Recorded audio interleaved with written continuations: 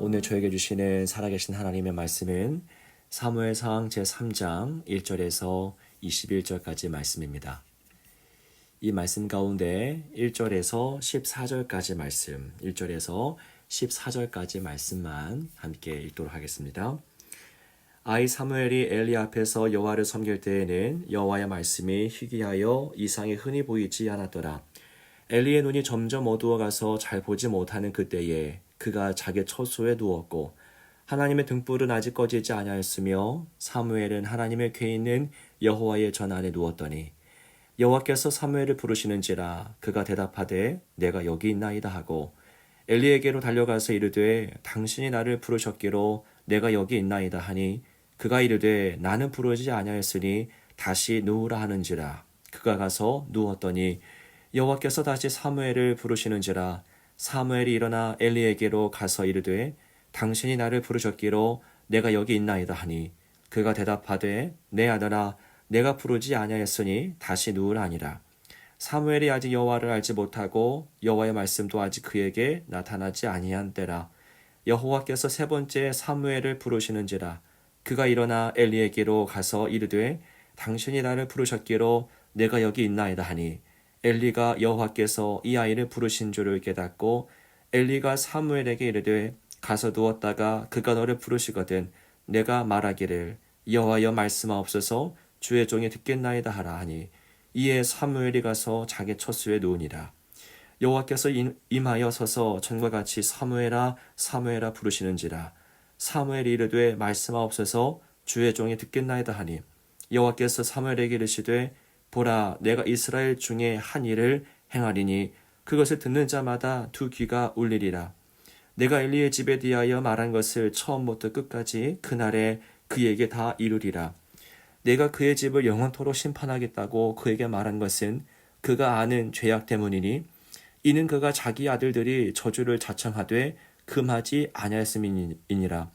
그러므로 내가 엘리의 집에 대하여 맹세하기를 엘리 집의 죄악은 제물로나 예물로나 영원히 속죄함을 받지 못하리라 하였노라 하셨더라. 아멘. 네, 하나님 지금도 살아 역사하십니다. 지금도 하나님은 말씀으로 자신을 드러내십니다. 그 말씀의 능력으로 오늘도 우리가 살아내기를 승리하기를 소망합니다. 인간은 어떤 존재인가? 이에 대한 수많은 정의가 존재했었습니다. 철학에서도 인문학에서도 심지어 과학에서도 인간은 이런 존재다라고 정의해 왔었습니다. 성경은 인간을 듣는 존재로 규정합니다. 하나님은 말씀하시고 인간은 듣습니다. 그리고 듣는 인간은 비로소 참되게 온전하게 말할 수 있는 존재가 됩니다. 들어야 듣는 사람이 말할 수 있는 사람이 된다는 것이죠. 아이들도 말할 수 있기 전까지 하는 일이 듣는 겁니다. 매일 듣습니다. 들음이 쌓이고 쌓여야 엄마를 부르고 또한 아빠를 부를 수 있게 되는 것이죠. 여러분, 사무엘이 자라가고 있습니다. 이 자람은 총체적인 의미를 갖습니다. 몸도 자라고요. 영도 자라고 있습니다. 자, 오늘 본문은 어둠과 빛을 대조하면서 시작합니다. 2절은 어둠을 말하고 3절은 빛을 의미하는데요. 2절과 3절을 한번 제가 읽어드리겠습니다. 엘리의 눈이 점점 어두워가서 잘 보지 못하는 그때에 그가 자기 처소에 누웠고 하나님의 등불은 아직 꺼지지 아니었으며 사무엘은 하나님의 궤에 있는 여호와의 전 안에 누웠더니 어둠과 빛이 확연하게 구분됩니다. 엘리의 주변에는 어둠이 자리 잡고 있죠. 눈이 어두워 잘 보지 못합니다. 분위기가 어둡습니다. 그때 사무엘은 빛 가운데 존재하고 있습니다. 하나님의 등불이 활활 타오르는 그곳에 사무엘이 누워있죠. 이 묘사는 장차 엘리 집안과 사무엘의 인생에 대한 예언적인 선포, 예언적인 이미지가 됩니다. 여호와의 말씀이 희귀한 때 잘 그 이상이 들리지 않은 때였습니다. 그때 하나님이 말씀하시기 시작합니다. 그 하나님의 말씀은 누구에게 임합니까? 사무엘에게 임합니다. 그 말씀이 사무엘을 찾아갔고 사무엘의 두 귀를 두드리고 있습니다. 그런데 사무엘을 보십시오. 사무엘은 지금 아직 어립니다. 하나님의 말씀을 들은 경험도 없습니다. 하나님이 재차 사무엘을 부르시는데 사무엘은 그 음성이 엘리 제사장의 것으로 생각할 정도였습니다. 하나님의 사무엘을 부르실 때마다 사무엘은 엘리를 찾아가서 왜 부르셨냐라고 묻습니다. 여기서 우리는 알 수 있습니다. 하나님은 누구에게 말씀하시는가, 누구에게 음성을 들려주시는가 라는 것인데요. 우리는 모른다가 정답입니다. 우리는 하나님이 누구에게 찾아가서 누구에게 말씀하실지를 모릅니다.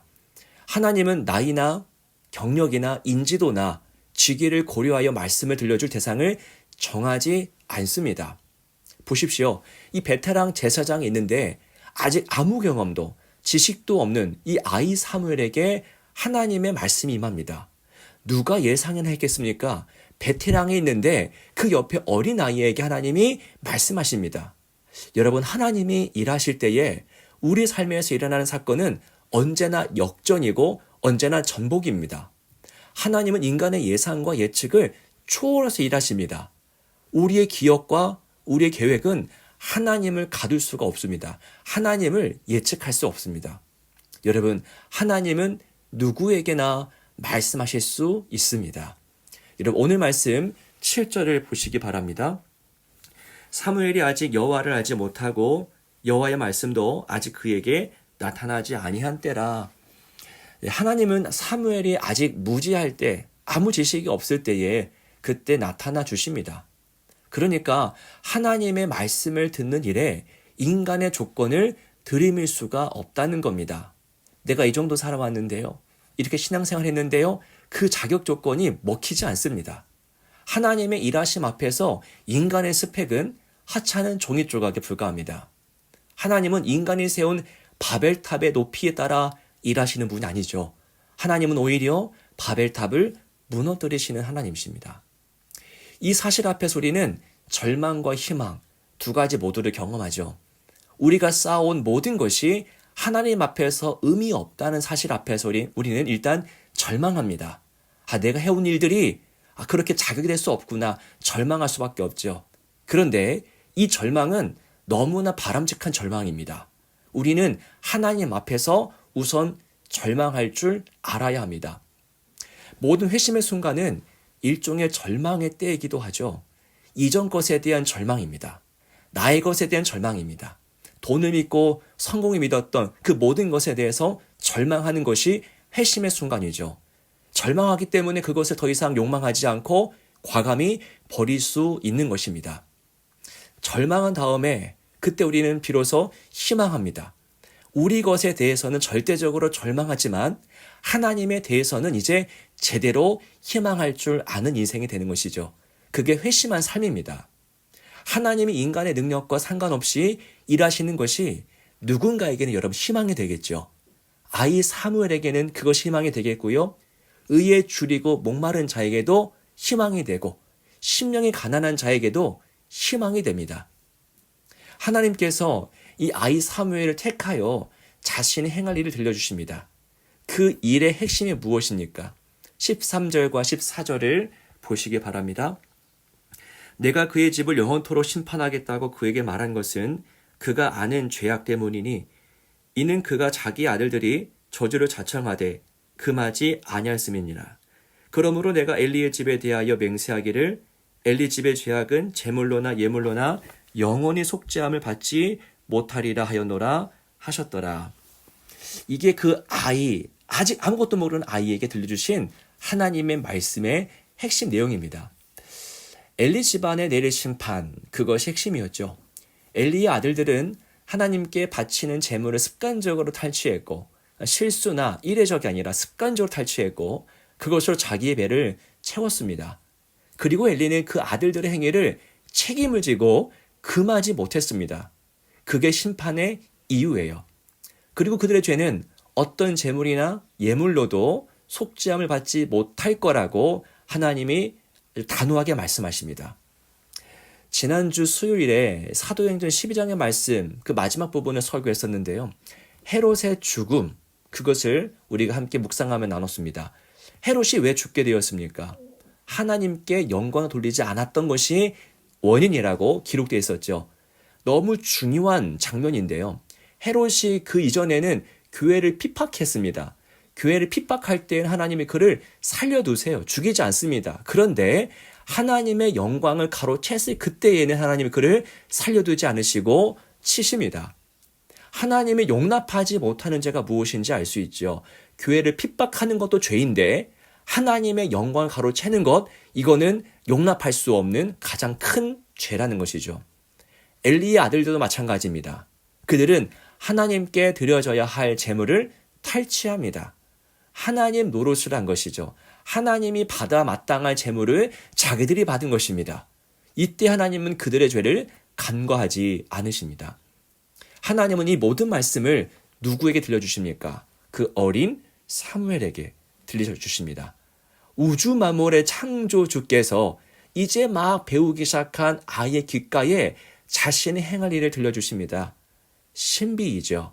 그리고 이 부분의 소리는 각성하게 되고 또한 희망하게 됩니다. 여러분, 하나님은 누구에게나 말씀하실 수 있습니다. 저희 교회를 한번 볼까요? 저희 교회에서도 유아유치부나 초등부 아이들을 통해서 하나님은 말씀하실 수 있겠죠.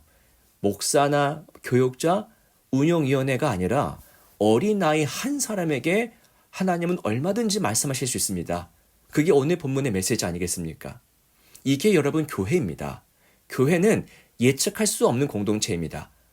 물론 우리가 정한 규칙이 있고 지금까지 이어온 전통이 있겠지만 어디 하나님이 우리의 규칙과 전통에 매여 일하시는 분입니까? 아니죠.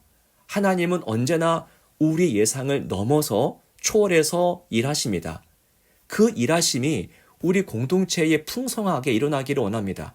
주님의 말씀을 듣고 기뻐하고 순종하는 교회, 그리고 그런 가정, 그런 성도가 되기를 원합니다. 누구에게 말씀하실지 모릅니다. 언제 내게 말씀 임할지도 모릅니다. 그러한 신비와 기대감을 가지고 순간순간 승리하며 살아내시는 주의 복된 인생 되시기를 주의 이름으로 축원합니다. 기도하겠습니다. 살아계신 주님, 하나님은 말씀하십니다. 우리는 듣는 자입니다. 들을 때 우리는 참된 인간이 될 수 있고 들을 때 비로소 우리는 말할 수 있게 됩니다.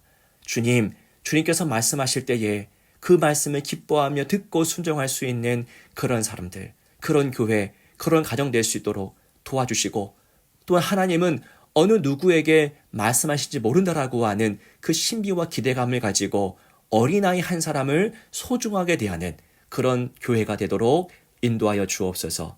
주 예수 그리스도 이름으로 간절히 기도하옵나이다. 아멘.